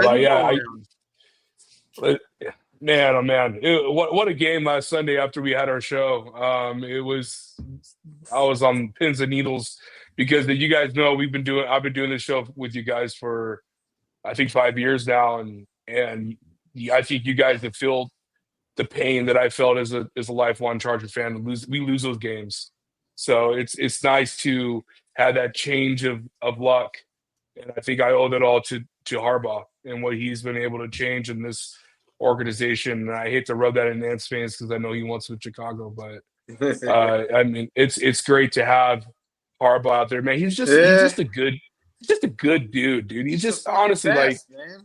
He's awesome, man. I mean, I know Quig loved him in Michigan, and I loved him. And just remember this, Drew. I loved him in Michigan when he played too. Yes, yeah, that's old school right there, brother. And he was so I mean, he's just an awesome guy. I just like watching. I mean, who could go? Like, honestly, Brian, who could get by saying, "Hey guys, high five everyone right now, dude," or for Jolly Goodfellow? I just love it, dude. It's just that camaraderie he builds up, the leadership he's about. And then Ortiz, I got to give Ortiz love for signing Keenan Allen back, letting go of the animosity and the issues, the awkwardness when they traded him away last year. It's just been good decisions. As far as game plan, man, Joel gave up his first pressure and sack of his career at left tackle against Bonito, and he still battled back and played a great game blocking wise. I got to give him credit for that. Credit to Greg Roman for changing his offense and his calling. A lot. We're one of top 10 teams that are passing early on downs instead of running. Complete shift compared to last year to this year. And that's all credit to Keenan Allen coming back and playing. The defense is playing out of their minds. They're playing really good, especially with no Khalil Mack. And we're still getting a lot of pressure, a lot of rushing. Derwin James is an ultimate unicorn. The guy can just play nickel, corner, outside linebacker, D-end, rush the quarterback. He's everywhere. It's great, dude. For the game today, I'm expecting this just to control the clock. There's a couple. The Giants have one of the worst rushing defenses so far in the NFL. I expect Omarion Hampton to eat today. It sucks losing Najee Harris this season with a torn Achilles, and my prayers can go to the rest up for speedy recovery. But Hassan Haskins, Omarion Hampton, a lot of that duo today, mostly Omarion. And this is the game where I want to see Ladd go off. I want to see Ladd finally get the targets that he needs to get him going on the season. And then one guy that I want to throw out there for fantasy purposes, and they were making a big spectacle about it this week. Oh God, I can't say his name, but first name, but Ogadison, the tight end for the Chargers. He's the guy that they drafted, a guy that they had. Oronde Gadsden. Yeah, Oronde Gadsden. You don't remember his dad playing? Yeah. I remember his dad, but I just don't. From. Yeah, I just. Yeah, he played. Not really familiar with He's his a dad. receiving tight end from Syracuse. Okay. Where do you play in the NFL? Oh no, I'm talking about his son. Around Browns, I believe, for most of his career. Browns. Okay. Yeah, man. I got the Chargers win this game. I'm gonna say 24-10. But I'm excited to watch and see this offense flow and being able to do what they're able to do so far this year. We got to win these games. These are the games you got to win, right, Brian? We talk about all the time. Win the games that matter the most. So these could be cash games. So especially the West Coast turning to the East Coast. Hey, I don't like it, but they got to win these games. So let's go. I know Gaston played for the Cowboys. Miami, I guess, is where he had the most. It wasn't the Browns. Oh, Miami? Okay. Well, don't forget his storied career with the Frankfurt Galaxy and the Portland Forest Dragons. Oh, was that the early Dragons? Was that the early 2000s? Nah, his career was 95 to 03. Oh, okay. His career in the NFL, 227 catches, 22 touchdowns. 10% of his catches were in the end zone. That's about right. Great on the goal line. It's about right, yeah. Red zone threat. How about that? Look, Chargers are going to win this game. The only reason I'm not taking them in Survivor because I want to save them because I think they're going to win a lot of games this year. The funny part is Survivor was tough this week. This is who I got. I ended up taking Really? them. I thought, I had a tough time this week. I could see some things happening. I mean, the Bills. The Bills. I was going to say the Bills are easy. I like the Lions today. Again, I didn't want to take the Bills. I didn't take the Bills yet. I mean, yeah, the Lions to me, easy. That's just me. I will say this, and again, if you could build a quarterback in a lab, it's Justin Herbert. Just is, right? So all this talk, which always circles back because we're from South Jersey, when you ask people who's a better quarterback, Jalen Hurts or Justin Herbert, and they pick Jalen Hurts, like I think they need to be medicated heavily. Like life rehab won't work. Like that's where I'm at with that. Love Brian, you do this all the time, and you discredit, which is weird because you're a pretty cerebral person. You discredit what's between the ears of a quarterback. So if I'm building a quarterback in the lab, I'm building Tom Brady, best of all time. Very simple. No, I mean, if you're building somebody who is statuesque, who could throw the ball, who could run, and guess what? I might have been describing Achilles Smith or Jamarcus Russell there too. Like Bortles. Like, I mean, you have to take credit with up here. I mean, quarterback is a position where you have to thinking is your number one asset. And I never thought Justin Herbert was his problem. Would you consider Rodgers okay, mind wise, IQ wise? Yeah, Rodgers was brilliant. Because Rodgers would be the prototypical. Well, I'm talking about today, right quarterback. now. Right? I mean, size wise, I think is where he's discounting him. Discounting him. Size. Okay. Size. I'm with you on Brady. I think the only thing that not on Brady is not extending not extending the play. If that's the only thing you want to talk about, like his lack of movement But your IQ 2.5 comes in. release, I mean, Your that IQ comes in on shifting offensive line with the protections need to go. So I get what you're saying. because if you're building I mean, I don't know. There's a lot of Michael Vick, Cannon, faster than anybody you can imagine. Yeah, but Michael Lamar Jackson. Okay, but they're not 6'5", 6'6", like Herbert. And they can't complete passes. They're inaccurate. Well, the last time, I mean, we're all on the Herbert bandwagon now, but let's not forget inaccuracies. He didn't get in. He didn't get in. He didn't get in. Oh my! I knew what you were doing. He didn't get in. Oh. Sorry, Tony.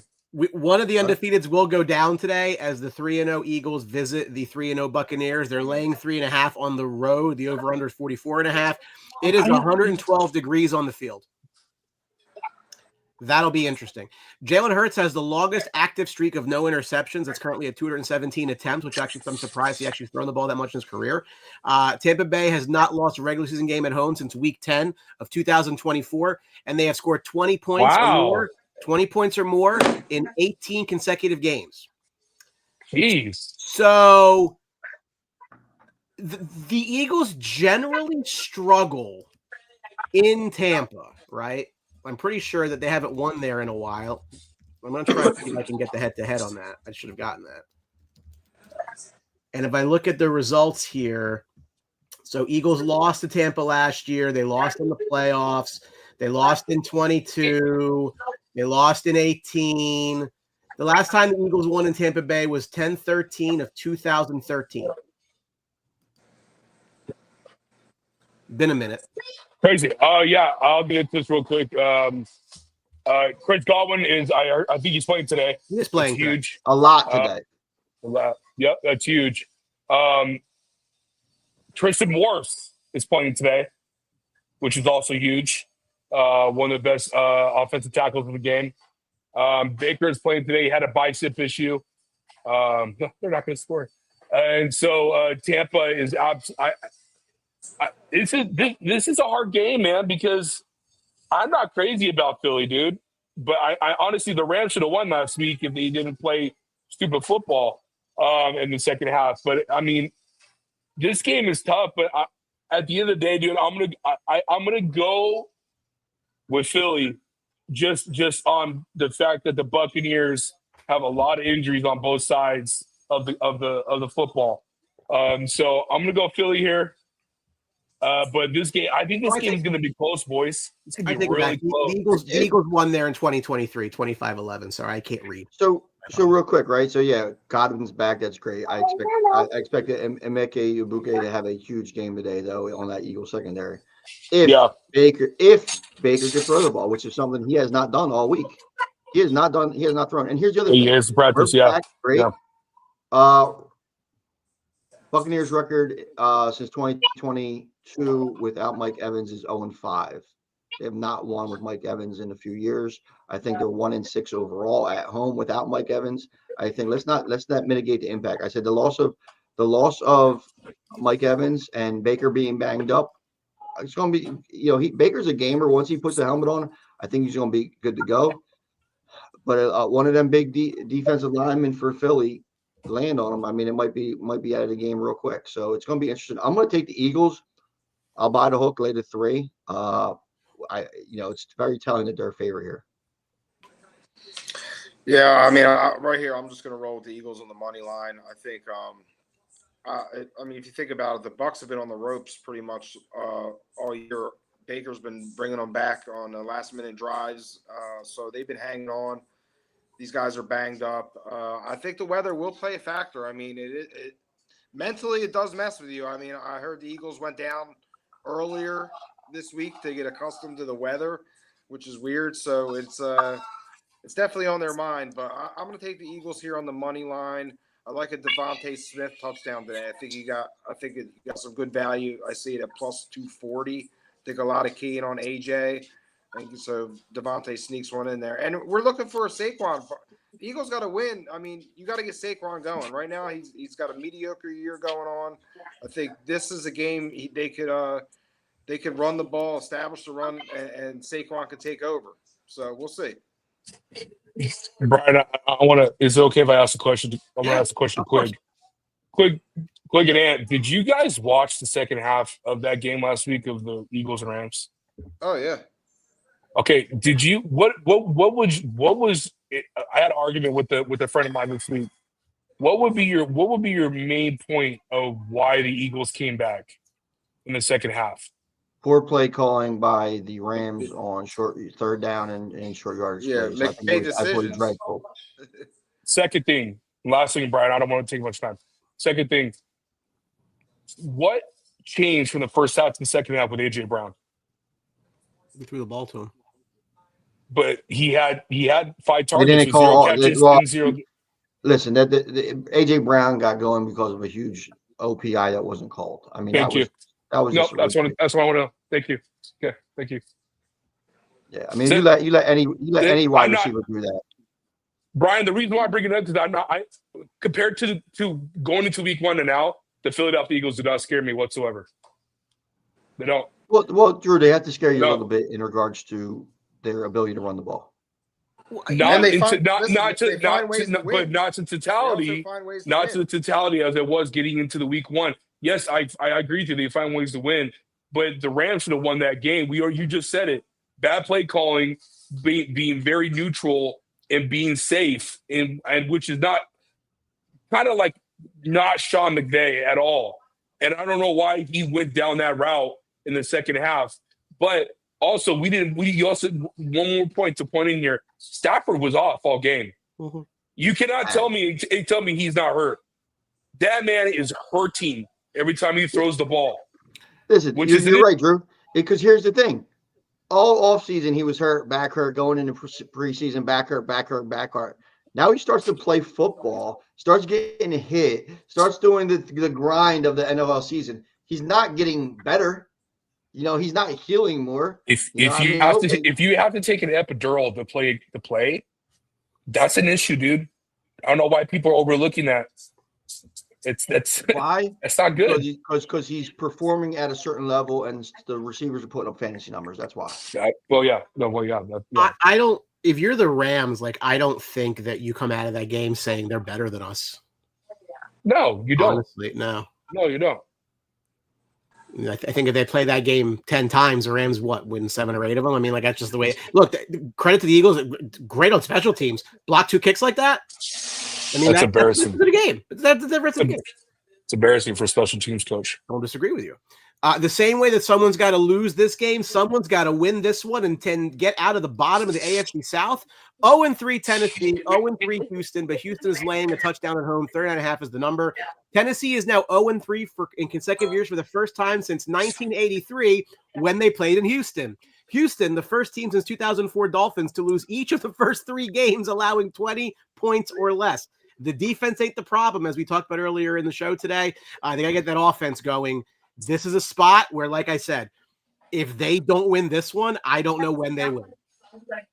They got to get some momentum going. They got to feel good about themselves to give themselves any shot in hell the next couple of weeks. So if any team in the league needs a win today, the Houston Texans absolutely, positively, 100% need a win today. No questions asked. It's crazy. Besides Nico Collins, name me an impact player on the Texans. Nobody. Yeah, nobody. Exactly. We talked about nobody. it. Yeah. They don't even like Woody Marks, the rookie they drafted. They're now going away from him. I'm not a huge Woody Marks fan either. Either am I. I'm just throwing it up there. He's a guy, but that's what I'm saying. It was okay, once Mixon got hurt, they never went out and try to acquire anybody of any kind of substance in that backfield.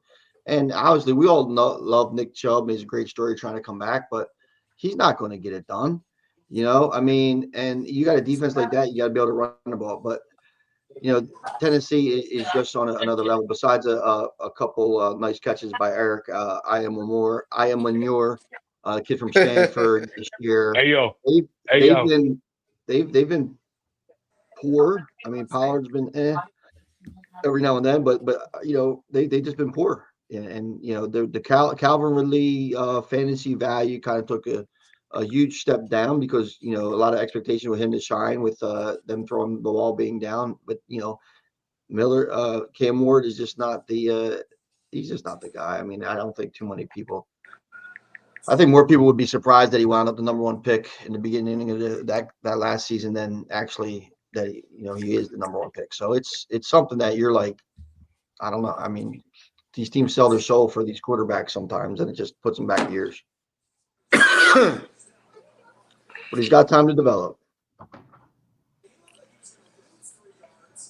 I've already said what I wanted to say about Tennessee. Sorry, I got involved. I'm in this group text. I'm not. I'm taking Titans +7. I think they'll hang in there today, and the Texans just don't do it for me. I think Cam Ward could keep them in there. I think Houston wins. I don't know if they cover. I think Houston wins the game. I don't know if they cover. Yeah, I got Houston winning too, Brian. That's kind of where I'm at. The Indianapolis Colts. The Indianapolis Colts are undefeated. The Rams are 2-1. The Rams are laying 3.5 at home. 49.5 is the number. Daniel Jones, Indiana Jones, the first player in a Super Bowl era with 3+ through the air, 3+ on the ground, and no picks in the first 3 games of a season. We talked about the Rams. Rams are the only team in the league, top 5, both in total offense and total defense.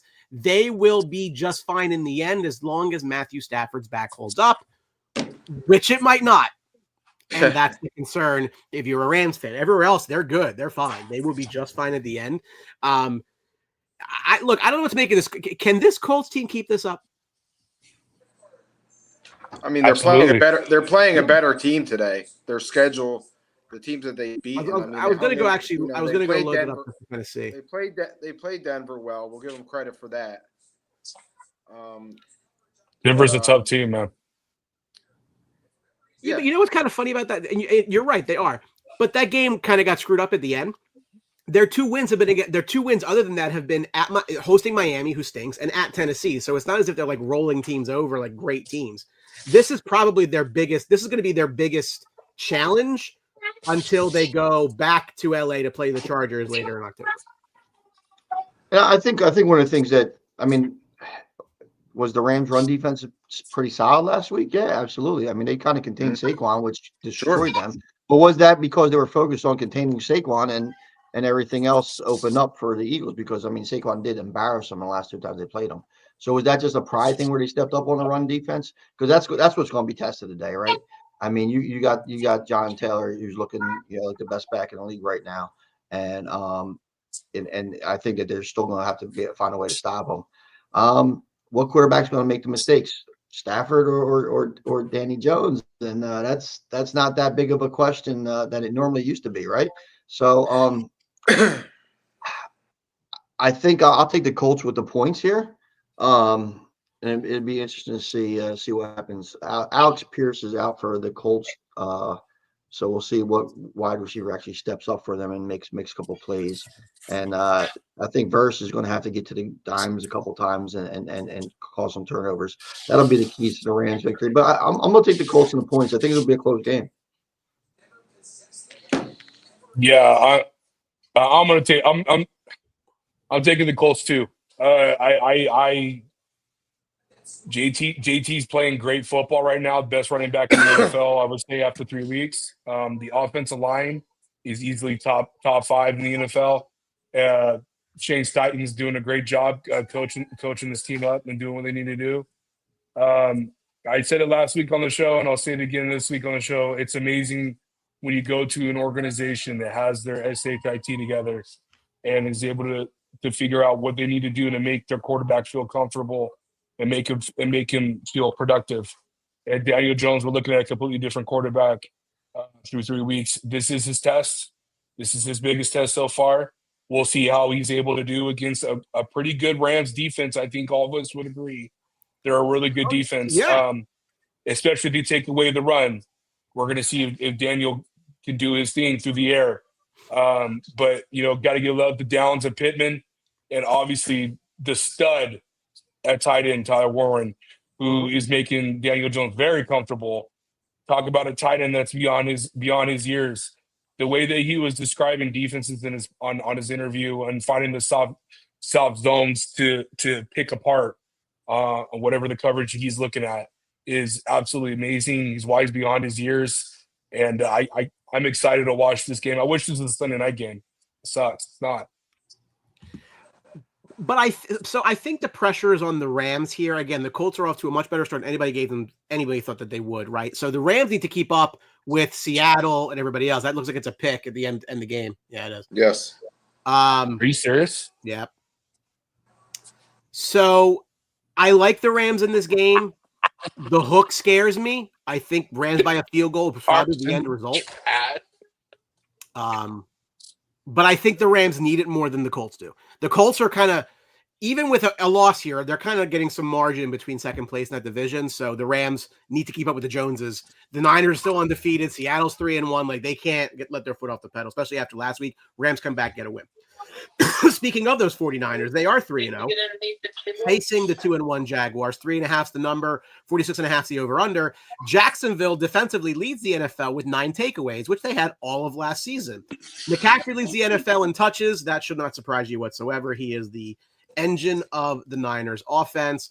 They did not seem to miss a beat offensively with Mac Jones, which tells you pretty much confirms what I pretty much said about Brock Purdy for the longest time. They're also better than I thought they would be at 3-0. I don't know if it's a hollow 3-0. I'm going to go back and see who they actually beat to get there. But they're going to be around probably at the – okay, so they've beaten this – well, okay. At Seattle, at the Saints, hosting Arizona. So it's not like a super impressive 3-0, but 2-0 in the division is big. Should get a win here today. I'll start. I mean, I'm going to roll with the Jags here. I'm going to get the hook here. I'm going to take the Jags. I think this is a more even game than you think. I think if Jacksonville could establish a run with ETN, I think they can move. But they need to get Brian Thomas Jr. back. I mean, this year he's kind of just fallen off. He's dropping balls. I know he had a little wrist injury. They need to get him going offensively. Yeah, I just got a feeling today for the Jags. I'm going to take that plus 3.5 here. Hey, you're ahead of me right now. Is that really a catch? Because they're saying right now it's under review. It's not. Looks like Minnesota still got the ball. Oh, okay. I'm with you. Tone. I got Jags here as well too. I do want to say Quig brought it up week 1, and I want to remind people what he said, which is very true. Brian Thomas didn't get any of his production from Trevor Lawrence. He got most of his production last year from Mac Jones. So that chemistry that we're seeing right now, that lack of chemistry between those two, between Trevor Lawrence and Brian Thomas right now, is pretty self-evident right now what's going on. Also, I'm questioning the kid's toughness. A lot of things are coming out about him, about how he doesn't want to get down and dirty and be a physical player and take that extra step. Well, dude, welcome to the NFL. I'm still taking the Jags here, Bri. Their defense is playing pretty good for what they need to do and what they've gone so far. I definitely want to see more from Trevor Lawrence, especially if the Niners are able to take away that run away. I want to see him be able to step up to the plate and be able to hit all 3 levels of passing. But I'm taking the Jags here, man. We're gonna see though. Wow, is it Brock Purdy hate or what? But Purdy's back, Juwan Jennings is back, Pearsall's been balling, CMC is healthy. There's no way I'm touching the Jags on this one. Yeah, give me the 49ers. I'll take, obviously we always want to buy the hook, but I'm not really afraid of the hook. I think the Niners win this pretty. I'm not a Brock Purdy hater. I always thought it was the situation, not the player. Like if you put Brock Purdy on a dozen other teams, like I don't think you know his move. I don't even know if he starts. But it's San Francisco, and it's that coach, and that. Yeah, no, I mean that's a fair assessment. Obviously, I agree with you there, Brian. I mean, you put Brock Purdy on Philly, the Eagles don't win the Super Bowl. No, but that's what I'm saying is like when you put Mac Jones was first round pick, so I mean the talent somewhere is in there, whether he chose it or not all the time. But like they didn't skip a beat, right? Like most teams, you put the backup quarterback in, it's a little different. It's somewhat different. This was different at all. So that's where I guess I'm coming from. I gotta get going. I'll see you guys later. Yeah, I gotta jump off too, guys. I'm late as hell. All right. I was supposed to leave at 12:30. Well, me and Ant will just float you guys, the last 5 games. That's okay. Couple skates open. And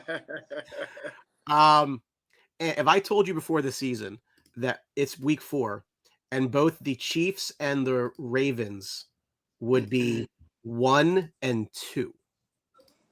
What would you have said? But I'd be shocked. Two teams, two different circumstances, I believe. The Ravens have played a tough schedule. They start off with the Bills. We all know what's happened that game. The game last week with Detroit, the quality, they got beat there. I think the Chiefs' struggles are more offensively, where they just don't have guys for Patrick Mahomes. I think that's what's really going on there. So two different 1 and 2s to me. But yeah, I would be shocked that both teams are below 500. Derrick Henry's 2 rushing touchdowns away from passing Walter Sweetness Payton for 5th all time. Mahomes' 5-1 career against Lamar, including the playoffs. I don't remember the last time the Chiefs were dogs at home. I am right. I know. And Ravens coming off a loss also. So yeah, this is a tough one today. I just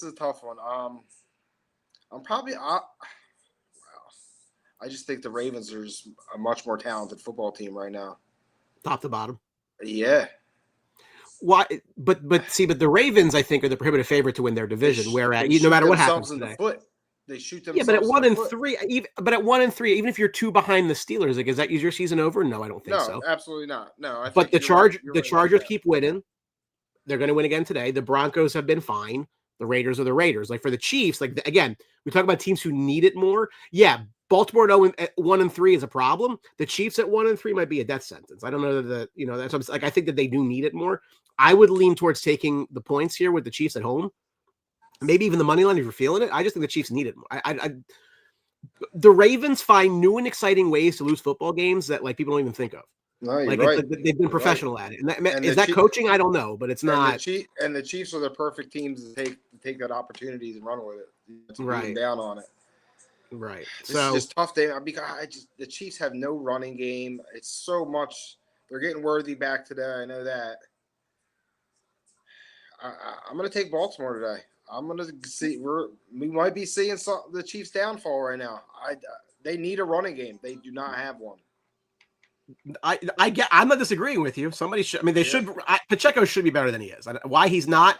Well, I think his injury really.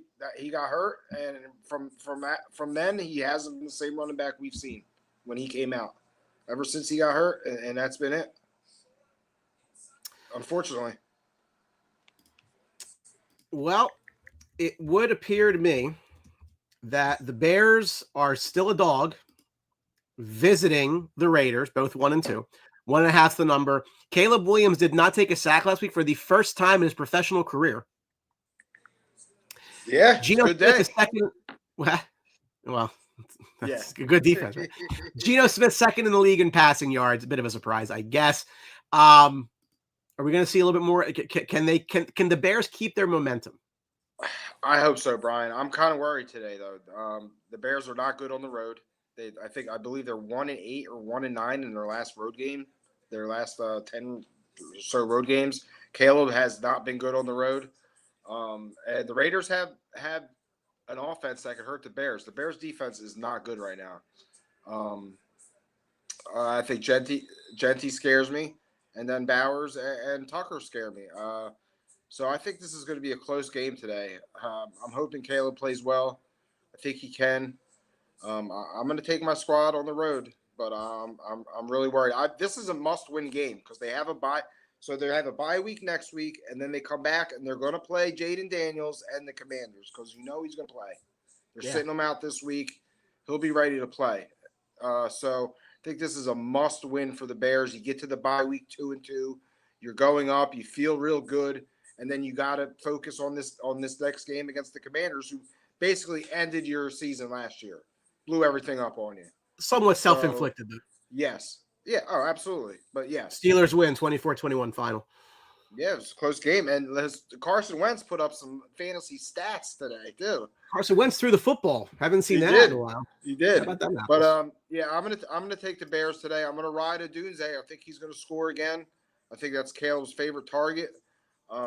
So yeah, Caleb, two plus touchdown today too. I think I have to throw the ball. I actually like the over too, 48.5. What do you make of Ashton Genty's slow start? The Raiders' terrible offensive line.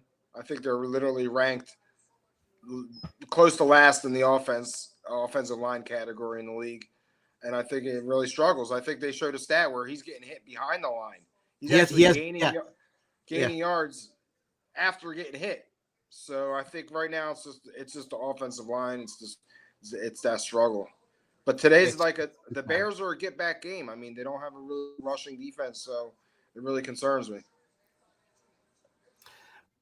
The Micah Parsons Bowl. It's funny because the ad for this was the Post Malone song, "You Think You're Better Now Because I'm Not Around." Like, okay. Well, the answer is no. That's not what they think, but it wasn't really about this year, but that's fine. Green Bay is a 7-point favorite at AT&T Stadium, which probably isn't high enough. 47.5 is the number. They've allowed the fewest 20-yard plus passing plays in the league, just 2. Number 1 scoring defense, and the Dallas offense is in shambles. Dak's 1-5 career against Green Bay. The Cowboys with Lamb on the team are 0-3 all time when Lamb is out. This has all the makings of an absolute disaster, and I don't even know if the Packers starters play in the fourth quarter. Like, I just don't see it. The defense has been ass, okay? The defense has made Russell Wilson look good. Russell Wilson's not playing today. The defense has not been good at all, and I don't think it's going to be good today. I think Jordan Love is going to throw the ball all over the place, and there's nothing they can do about it. This is not going to be a competitive football game. Yeah, I hate. Yeah, well, at least you're aware of that. I don't have to break. I'm acutely aware of that. Yeah. It's no breaking news to you that what's going to happen. It just scares me when these games are so bet up publicly. Like all these public games that are bet so heavy by the public always scares me. But I mean, if you're going to take Green Bay, you buy the hook, you get the 6.5. You take Green Bay, you take Jordan Love today, you take his props. I like him 2+ touchdowns. I like for the rookie Golden maybe to break out today. They're saying he's going to move up on the depth chart, maybe with number 1 receiver now. A guy's out, so look at that. But yeah, it's tough going for Cowboys right now. I don't see it. And yeah, the best part of this is it really doesn't matter. They got both the picks. Yeah. So whatever, I don't even care. Like honestly, probably my best case scenario. And listen, I don't shy away from this. I don't want Dak to be on this team anymore. So if Micah Parsons separates Dak's head from his torso, great. That's fine.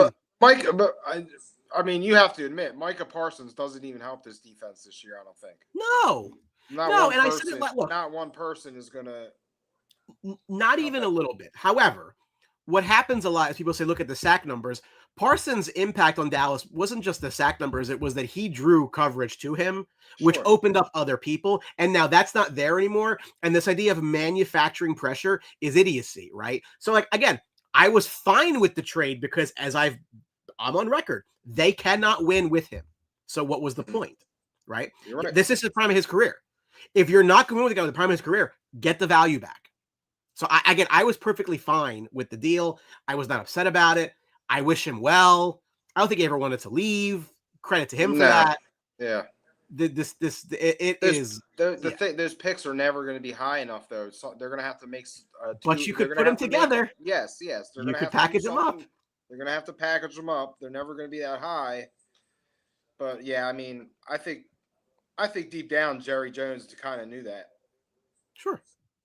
And that's the thing is, will Jerry Jones have the balls to do a rebuild at his age? That's the again. I mean, it's not even you already got all the money towards the quarterback. You're not going anywhere with. No, got all the money towards a wide, and then all that money's wasted on a wide receiver who's just sitting out there.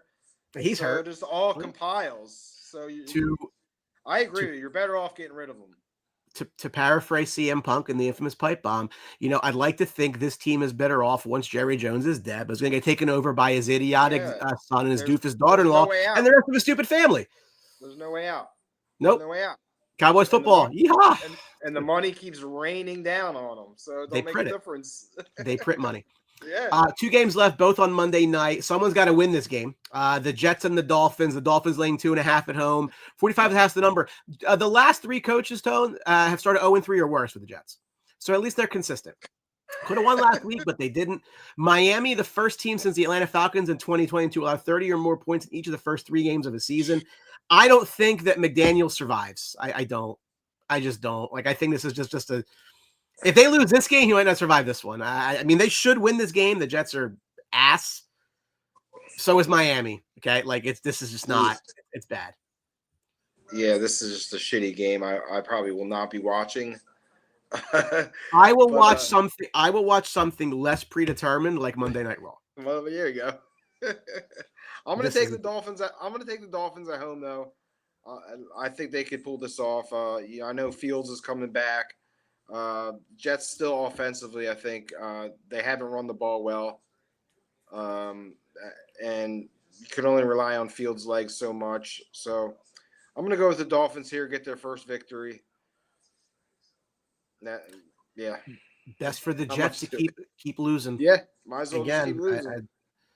I'm a huge tank guy. This is how I feel about it. Get the higher pick. You're going to lose anyway. Just pick higher. Yeah, I agree. Both teams. Yeah, I mean, I think both of these teams could be in a quarterback discussion to go draft somebody. So yeah, we'll see. This game was a lot more interesting before Joe Burrow got hurt, but now it is what it is. The 2-1 Bengals are a touchdown and a hook dog at Denver. 44.5 is the number. Chase Brown is the first running back since 1993 to have 40 or more carries and not break 2 yards per carry in his first 3 games. It's because I have him. It's because I drafted him. You know what? I love Chase Brown this year. I loved him. But the same reason that Joe Burrow got hurt is the reason Chase Brown can't run. The offensive line is ass. Yeah, it's amazing. It just is. It just shows you who a real MVP is, because you have a running back that's ass now, and you have 2 wide receivers that do absolutely do dick. And I mean, it's the Broncos all the way here. I mean, Browning's played so bad; he's a turnover machine. So I mean, I can't see the Broncos not winning by 10 here. Their defense is smothering them. It's all defense. I think the Bengals score 10 points. Like, I just feel like this is one of those things where the Broncos defense is going to come to play. I think Knicks will have a good game because the Bengals also can't stop anybody. So, you know, we thought that, hey, could you hang around? I mean, Browning was a lot better 2 years ago than he was against Minnesota. Could he get? Yes, I mean, obviously, but at the same time, like, this is just one of those things. You lose Joe Burrow, who's an all-world quarterback, and this is the result because you have not invested in your offensive line at all. Not in any kind of Ernst way. So this is the result that you get, frankly. It is. Yeah. I mean, in this game, I like J.K. Dobbins in this game. I think love J.K. Dobbins. Yeah. And Harvey. I think the Broncos can run the ball, just make it an easy game right here. I think Harvey's going to be a second half story in this game where I think that they let him run out and just try to like get going, because he hasn't, right? Like again, Dobbins has been that guy, and that was always a concern in fantasy drafts. Like Dobbins was better in pass protection, like he was a more veteran guy. Just because they drafted Roger Harvey does not mean he always is just given a job, which wasn't the case in Denver and may not be. Again, Dobbins is playing well. For the Bengals, I just think you got to figure out if you can stop anybody defensively, and if you can't, you got to trade Trey Henderson to move on. Yeah. Because you can completely, if this season has gone to shit so fast that it doesn't matter. Like, no one's going to fault you for saying, hey, white flag, Joe got hurt. Yeah, let's go get some picks, get some players. Yeah. Absolutely not. Yeah, I mean, even you talked about Harvey. I mean, even a second half of the season guy, even fantasy-wise, he's a good stash, and I think he's a guy that could come on. And that, my friends, is week 4. Tony and Drew left us early, but me and Ant got you through. Got you right on time for the 1 o'clock kickoff. We'll be back next week. Hope all your bets hit. Hope your fantasy teams all win. And hope the Eagles lose today. That'd be great. So on behalf of the team, have a great Sunday. We'll catch you next week. Bear down.